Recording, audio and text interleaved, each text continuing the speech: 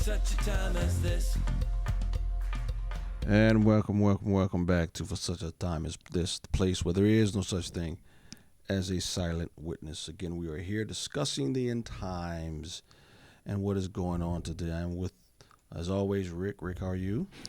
I'm doing great. Thank you, Pastor. Yep, good. So just before we get started, just wanted to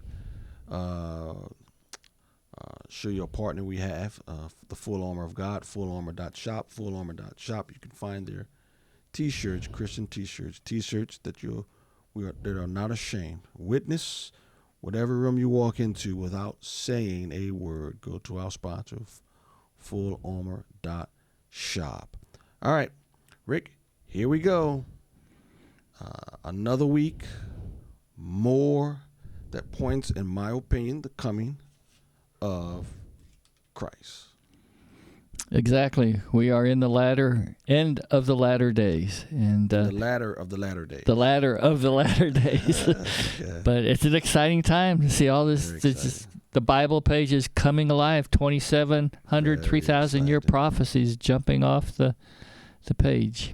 So what we're going to do, the format again, is we're going to give an update of what's going on in the Middle East. And then we're going to have, as always, a theological discussion at the end of that. And today we're going to go over the time frame. For those who have not been with us from the beginning, we are going to go through the timeline, what to look for, what has happened, what will be the surefire signs that Christ is coming back.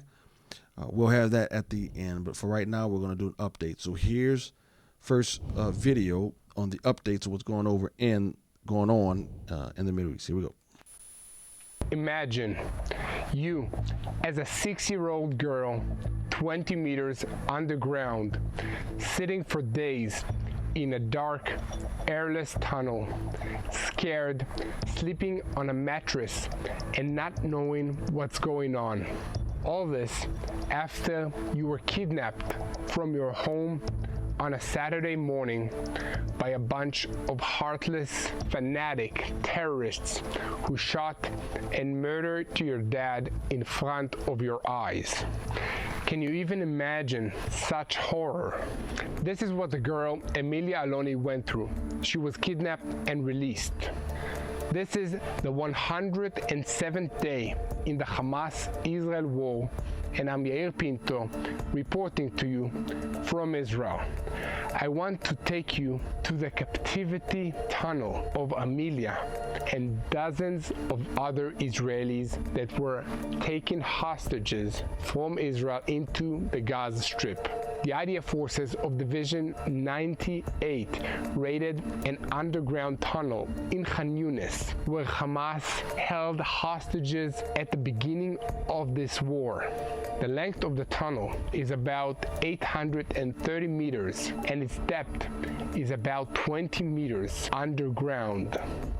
20 meters is an 8-story building. The entrance to the tunnel was rigged with... There you go. So, I always wondered what they did for commerce in Gaza. From what I can tell, it wasn't making clothes and selling food. It was building a terrorist infrastructure, and just about everybody was involved in it, Pastor. Yeah, why? I mean, you sit back and you, again, apart from spiritual eyes, you ask why? And we know why, because the devil knows that's the home of the Messiah, and he wants to fight. And so make all these tunnels, getting ready for a prolonged war. It's almost like they're preparing for more than just Israel. I don't know. But anyway. The largest terror infrastructure in the world. Right there in the desert. Here's the second video. In Judea and Samaria, IDF border police units and Shin Bet fighters under the command of the Menashe Brigade operated in an extensive operation to counter terrorism in the Tul Karem camp located in the West Bank. During the operation, engineering forces uncovered dozens of explosive charges planted underneath the roads in order to harm our forces. The forces searched about 100 buildings and interrogated hundreds of suspects, out of which over 37 wanted persons were arrested, some of them senior members of the Palestinian terrorist infrastructure of Tulkarem. The fighters located and destroyed over 400 explosives, confiscated 27 weapons and a lot of military equipment, and destroyed the explosives manufacturing laboratories and 4 observation posts belonging to Palestinian terrorists.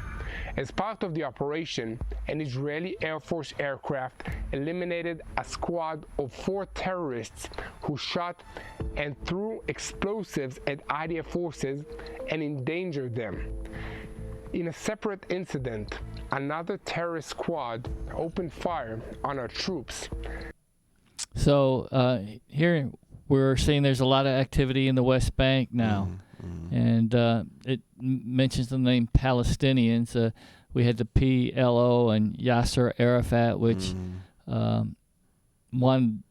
wanted no concessions from Israel. They got everything they wanted, and they said no, no, no. But now they're doing terror antics in the West Bank, and Israel's going to have to go into the West Bank and take care of that situation now too. Yeah, the one concession, again, they got 99% what was on the table, but what they really want isn't on the table, and that is for Israel to cease as a nation. That's what they want. Nothing short of that will satisfy. To me, it seems like nothing else will satisfy Hamas or the PTLO or the Arab world for the most part. Exactly. So, all right, here's our next update. But Gallant said today, Israel's defense minister, he responded to Nasrallah's speech, and Netanyahu did as well, the prime minister. But Gallant's comments, I believe, were particularly striking. He said, look, if Hezbollah essentially goes all in here and wants to spark a wider war against Israel, then we will do, and I'm quoting Yoav Gallant, then we will do to Beirut, the capital of Lebanon, what we are doing to Gaza right now, meaning Lebanon, the entire nation of Lebanon. And look, Israeli leaders in the government and military realm have made this very clear over the past several years that Lebanon, at the end of the day, is the host of Hezbollah, meaning Hezbollah has turned southern Lebanon into Hezbollah land, the edge of the civilized world where Hezbollah rules with an iron fist across the southern portion of that nation, perched right on Israel's northern doorstep. But at the end of the day, Lebanon, the Lebanese government, although there are members of the Lebanese parliament that belong to Hezbollah, at the end of the day, Lebanon and the Lebanese armed forces have done nothing to expel Hezbollah. This has happened on their watch, and many times with the collusion of members of the Lebanese government. So what Israel is saying is that all of Lebanon, all the way to Beirut, beyond southern Lebanon. And look, Hezbollah has a power base in the suburbs around Beirut as well. All the way to Beirut, we will unleash and we will destroy Hezbollah, and all of Lebanon will feel what we are about to unleash. That's what Yoav Gallant said. And he said, look, what the Israeli Air Force, the IAF, the Israeli Air Force has done in Gaza over the past 5 weeks is only, and I'm quoting Gallant, is only 10% of what we are capable of. Now, the Israeli Air Force has carried out some 5,000 airstrikes against Hamas and Islamic Jihad in Gaza since October 7th. Gallant's saying, look, that's only a tenth of what we can do. A big warning to Hezbollah, of course. And why, folks? It's interesting. Nasrallah, the head of Hezbollah in Lebanon, he thinks he talks with a big stick. He's always going to come out. I got this big press conference on Fridays. I'm going to let everybody know what we're going to do. And he puts his tail between his leg, and he's just complacent. He's not, Well, he sees what's going on in Gaza. Right? So they have not stood up for Hamas. They have not come to rescue Hamas. They have not done anything after all the IRGC operatives and generals have been killed. I think their strategy was simple. Let's hunker down and wait for the world to save us. Let's see if we can just thrash Israel in the UN, and Israel will collapse to public pressure. Israel says this time, no can do. And they're pressing. And I think Hezbollah, I don't know what they're thinking, because now it's clear that they're wiping Hamas out. So, who's the president of Lebanon? Do we even know? He's not even speaking for his own country. I'm sure they've all been paid off like our politicians, paid off to shut up and put up and follow our lead. Yeah, but I think the way they pay off over there is different than the way they pay off here. They put bullets in people, right? So, all right, here's our next update. Here we go. Well, now some breaking news just into us. The United States and British militaries are hitting the Houthis with even more strikes in Yemen, according to defense officials. Of course, in the response to the dozens of attacks the rebel group is launching on ships in the Red Sea since November. We're also learning President Biden and UK Prime Minister Sunak talked on the phone in just the last couple of hours about those ongoing attacks. Let's go right to Courtney Cubie, who's following all of this for us from the Pentagon. Courtney, what more do we know about these new strikes? We don't know a whole lot because they literally just happened, Aaron. So, the aircraft just completed their mission only moments ago. Now, what's key here to remember is this was a bilateral, so U.S. and British military in a series of pre-planned strikes. So this is similar to what we saw back on January 11th when the U.S. military and the British military launched a whole series of strikes against more than 60 targets in Yemen, Houthi targets, by air, by sea. It was a combination of manned airstrikes and missiles that were fired from military ships off the coast of Yemen. Now let's Rick, this is bilateral. We didn't do it by ourselves. We did it with someone else. It's bilateral. Give me a break, lady. Well, this was their 8th operation, and the United States stand is we're in a defensive position. We're just here to defend. We're not here to attack. And these attacks here, they're not even calling them attacks. They're calling them defensive positions. But, we have the capability to win this battle. It's in a matter of days, not months. But we just don't do it. How many wars have we won in the last 30 years, 40, 50 years that we went to war with? They're not wars, they're conflicts. Oh, conflicts. All right. Let's not mention that word war. Yeah, I think he declared war on Iraq, didn't he? Who? Bush. Well, yeah, after Hussein. Yes, that was a war. That was a war. Congress did that. I think that was the only victory we had, but Iran was the counterpart to Iran that kept Iran in check, so we blew the balance of power there when we took out. Boy, you sit back and you look at it like, wow, yeah. And so here's our last update. Everyone can win wars except Israel. Israel is the only country in the world never allowed to win a war. That's why, by the way, you have the situation in the Gaza. You have all the international idiots telling the Israelis they have to withdraw, and then what happens? You give the Palestinians a statelet, and they give you Hamas and war. Anyone who thinks the West Bank is going to be a Palestinian state is now living with the fairies. And it's not because of the Israelis. It's because the Palestinian Authority hasn't wished to create a state for decades. It never did. It's only ever been interested in creating a state from the river to the sea, as they always say. It's never been interested in a two-state solution. The Palestinian Authority, under 2 leaders now, has repeatedly turned down every Israeli offer of peace. They were offered 99% of what they wanted just 15 years ago. They turned it down again, as Yasser Arafat did at Oslo. They don't want a two-state solution. They want a one-state solution, and that's a Jewish-cleared Palestinian state.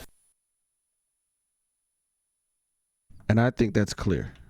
I think that's always been the case. I think that's clear. Yeah, there's no options for that. It's all or nothing. They're gone, and talk about wiping someone off the face of the earth. We can wipe the Jews off the face of the earth, but don't do that to us. Exactly. So, all right. Switching gears. Here's the theological overview of I think where we are, where Rick and I think where we are, and the grand scope of things as we continue to live within the latter of the latter days. You see up on the screen the end times, the latter days.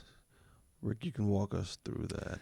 So we're in the first section there. The end of the latter days when Israel was put back in their homeland. This was a 3,700-year prophecy where God says, I will bring them back into my land, and they will possess the land, and no one is going to take it away from them from that point onward. So we have a scripture, Ezekiel 37:22, which we'll show later. That's good. You want Ezekiel? Yeah, Ezekiel 37, yeah. All right, the Ezekiel passage here. And I will make them one nation in the land on the mountains of Israel, and one king shall be king over them all. And they shall be no longer two nations, and no longer divided into two kingdoms. And in the context, that's Israel, nation of Israel, and nation of Judah. There'll be one nation when Christ comes back in the Messianic. Right. They were a divided nation back in the Old Testament, the northern kingdom and the southern kingdom. Yes. And they were always bickering and fighting with each other. But God says, I'm going to bring you back, and there's only going to be one nation and one king, and that king is going to be King Jesus. Correct. So that is in process right now. Israel. I believe so. But Israel only possesses 1/15 of the land that God promised them. So they'll get the rest of it. But right now, it's amazing how upset the world is over this little piece of land the size of New Jersey. Yeah. And they lost the war. People don't realize that. The port of Gaza and Golan Heights and the Sinai Peninsula, they lost it when they lost the war, the 6-7 day war. Which one was it? 6-day war? Yeah, 6-day war. In 67. 67. They lost. The Yom They Kippur attacked, and they lost. Now, I will say this in the timeline here. There's one. Yeah, I see it just a little differently. The Gog and Magog war. I move back to the second coming. I think the Gog and Magog war is the second coming, but we'll see. Gog and Magog. Yeah, I could be wrong on that. Because someone made an argument about bringing Gog down with hooks in his mouth, and that could be going on right now. But we'll see, the Gog-Magog war. But so then the other thing that's going on right now, and we're seeing it, Zephaniah 2 talks about the destruction of Gaza. Yep. Gather yourselves together. Zephaniah 2:1. You shameful nation. Before the decrees takes effect. And that day passes like wind-blown chaff before the Lord's fierce anger comes upon you, before the days of the Lord's wrath comes upon you. It's talking about the second coming when God in his wrath will judge. Verse 3, seek the Lord, all you humble of the Lord, you who do what he commands. Seek righteousness, seek humility. Perhaps you will be sheltered on the day of the Lord's anger. Philistine, Fort Gaza will be abandoned and Ashkelon left in ruins at midday. Ashdod will be emptied and Ekron uprooted. That is a prophecy in dealing with Gaza in the end times, I do believe, and that is being fulfilled, if not fulfilled already. So all these past prophecies being fulfilled mean the future prophecies are going to be fulfilled. Yep. And so the other one is the destruction of Damascus, Isaiah 17:1. Yes, and that hasn't happened yet, but yep. An oracle concerning Damascus. Behold, Damascus will cease to be a city and will become a heap of ruins. Look at Isaiah 17:17 in context.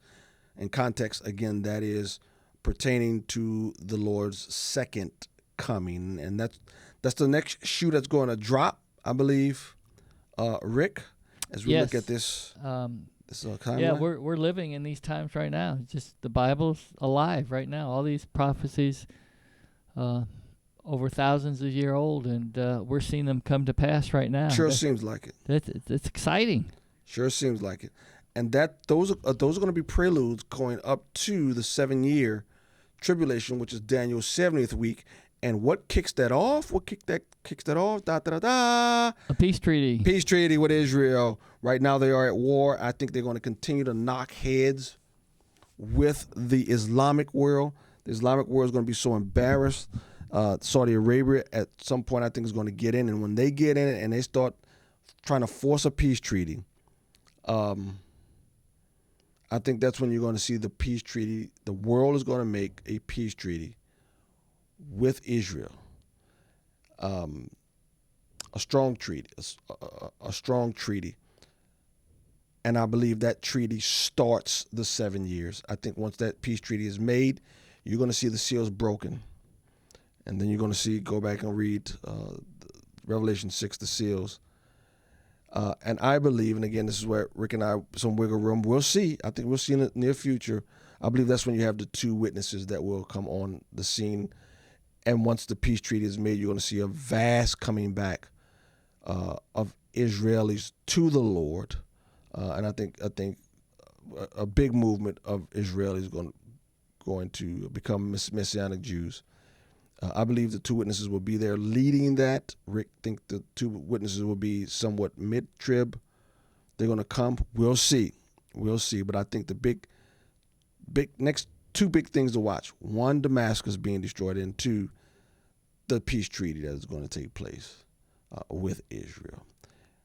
Anything else, Rick? No, what are you thinking? Yeah, there is some different thoughts on the war, but what catches me about Ezekiel is Ezekiel goes 36, 37, 38, 39.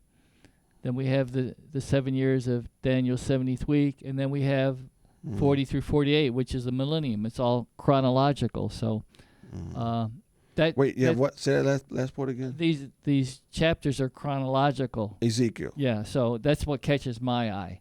Gotcha. But we're here. We're laying this out. You need to be like the Bereans, search the scriptures daily to see whether these things be so. So we are getting a lot of questions asked from our local community here, and we are open to your discussions too. So. Yep. Well, thank you, Rick, as always. Thank you all for listening. We look forward to our next time together as we discuss the end times and hopefully the soon coming of our Lord. Thank you. And thank you, Pastor. Thank you, and God bless. Goodbye.